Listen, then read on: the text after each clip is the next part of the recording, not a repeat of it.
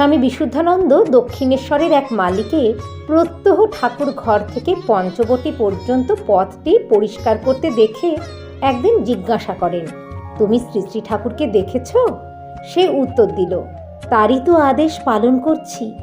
সে বলে, একদিন গ্রীষ্মকালে রাত্রে ঘুম হচ্ছিল না দেখে বাগানে বেরোচ্ছি। হঠাৎ দেখি বেলতলার দিক থেকে একটা আলো আসছে। খুব কৌতূহল নিয়ে গিয়ে দেখলুম তিনি বেলতলায় সমাধিস্থ। তার শরীর থেকে একটা জ্যোতি বেরোচ্ছে। পরের দিন সকালবেলায় তার পা জড়িয়ে ধরলুম, বললুম, আমায় কৃপা করুন। তিনি আমার মনের কথা বুঝে আমাকে তুলে ধরলেন, বললেন, কাল যেই মূর্তি দেখেছিস তার ধ্যান করবি, আর এই রাস্তাটি পরিষ্কার করবি।